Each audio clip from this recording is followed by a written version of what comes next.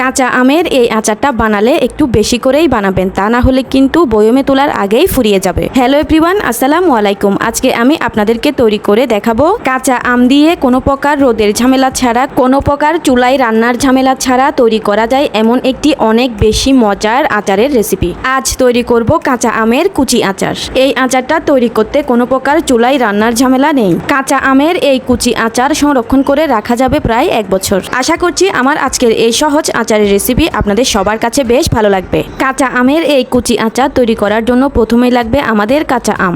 আমি এখানে প্রায় 1 কেজি পরিমাণ কাঁচা আম নিয়েছি।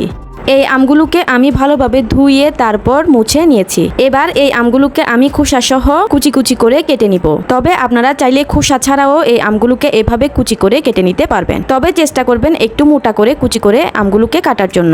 যেহেতু এই আচার প্রায় 1 বছর সংরক্ষণ করা যাবে, তাই এই পর্যায়ে একটু মোটা করে কুচি করে নিতে হবে। তাহলেই কিন্তু আচারগুলো খেতে বেশি ভালো লাগে।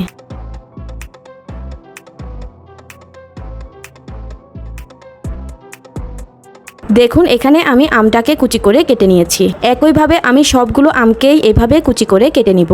দেখুন এখানে আমি সবগুলো আমকে কুচি করে নিয়ে চলে এসেছি। এবার এই কুচি করে নেওয়া আমের সাথে আমি দিয়ে দিচ্ছি 1 চা চামচ পরিমাণ হলুদের গুঁড়া, আর দিয়ে দিচ্ছি 1 চা চামচ পরিমাণ লবণ। এবারে এই আমগুলোকে ভালোভাবে লবণ আর হলুদ দিয়ে মেখে নিচ্ছি।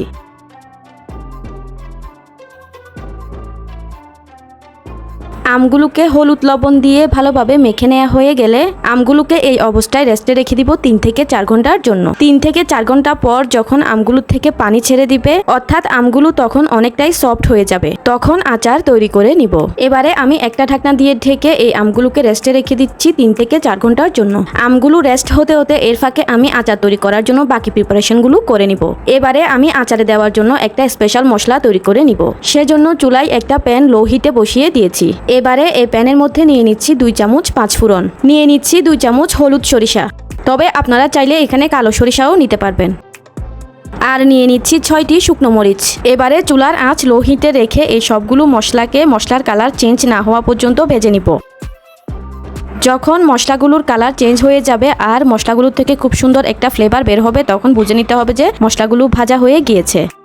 আমার মশলাগুলো ভাজা হয়ে গিয়েছে। এবার আমি এই মশলাগুলোকে চুলা থেকে নামিয়ে ভালোভাবে ঠান্ডা করে একটা মিক্সার গ্রাইন্ডার জাগের মধ্যে নিয়ে তারপর গুঁড়া করে নিব। এবারে আমি আচারে দেওয়ার জন্য চিনির সিরাপটা তৈরি করে নিব। সেজন্য চুলায় একটা পাত্র বসিয়ে এই পাত্রের মধ্যে দিয়ে দিচ্ছি 1 কাপ পরিমাণ চিনি, আর দিয়ে দিচ্ছি সামান্য পরিমাণ পানি। এবারে এই চিনি আর পানির মিশ্রণকে আমি একটু জাল করে নিয়ে চিনির সিরাপ তৈরি করে নিব। এই কুচি আচারের মধ্যে সরাসরি চিনি ব্যবহার করলে চিনির থেকে পানি ছেড়ে দেওয়ার কারণে আচারটা নষ্ট হয়ে যাওয়ার সম্ভাবনা থাকে। তাই আগে থেকে এভাবে জাল করে চিনির সিরাপ তৈরি করে নিলে আচার আর নষ্ট হয়ে যাওয়ার কোনোই ভয় নেই। জাল করতে করতে যখন চিনি আর পানির মিশ্রণ এরকম ফেনা ফেনা তৈরি হবে, তখন বুঝে নিতে হবে যে চিনির সিরাপ তৈরি হয়ে গিয়েছে। আমার এগুলো হয়ে গিয়েছে। এবার আমি এগুলোকে চুলা থেকে নামিয়ে একটা বাটিতে ঢেলে রাখবো।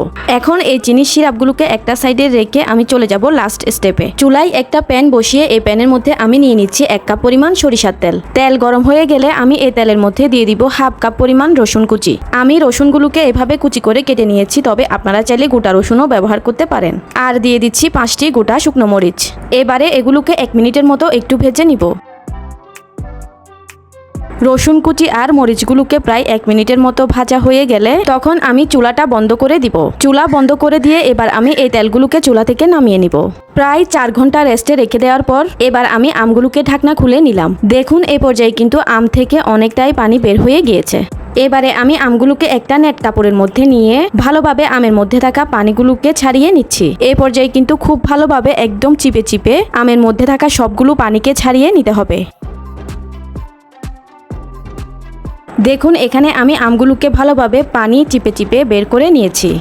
পানি বের করে নেওয়ার পর আমগুলো দেখতে ঠিক কেমন হবে। এবার আমি আগে থেকে তৈরি করে রাখা সবগুলো উপকরণ একে একে দিয়ে দিব। আমি প্রথমেই দিয়ে দিচ্ছি আগে থেকে তেলে গুঁড়া করে রাখা সম্পূর্ণ মশলা। আমি এখানে পুরো মশলাটাই এই আচারের মধ্যে দিয়ে দিচ্ছি। এখন দিয়ে দিচ্ছি আগে থেকে তৈরি করে রাখা চিনির শিরা।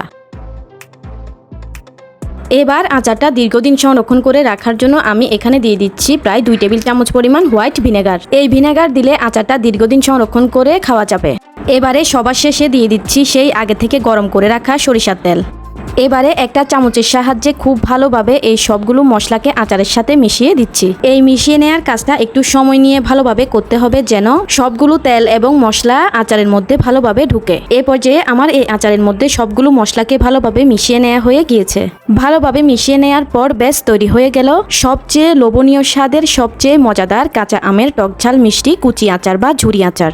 এই আচারকে এভাবে করে একটা শুকনো কাচের বয়ামে ভরে রেখে দিলে এই আচার প্রায় 1 বছর সময় পর্যন্ত সংরক্ষণ করে রেখে খাওয়া যাবে। এই আচারটি নর্মাল তাপমাত্রায় এভাবে রেখে দিলে প্রায় 6 মাস পর্যন্ত রেখে খাওয়া যাবে। আর নর্মাল ফ্রিজে রেখে দিলে প্রায় 1 বছর সময় পর্যন্ত এভাবেই কাঁচা আমের স্বাদ নেওয়া যাবে। প্রিয় ভিউয়ার্স, আমি আশা করছি আমার আজকের এই সহজ এবং মজাদার কাঁচা আমের টকঝাল মিষ্টি কুচি আচারের রেসিপিটি আপনাদের সবার কাছে বেশ ভালো লেগেছে। কাঁচা আম ফুরিয়ে যাওয়ার আগেই আপনারা এখনই এই আচারটি বানিয়ে সারা বছরের জন্য সংরক্ষণ করুন। ভিডিওটি ভালো লাগলে ভিডিওতে কিন্তু অবশ্যই একটি লাইক দিয়ে দিবেন। আমি তাহলে আজকের মতো এখানেই বিদায় নিয়ে নিচ্ছি। আল্লাহ হাফেজ।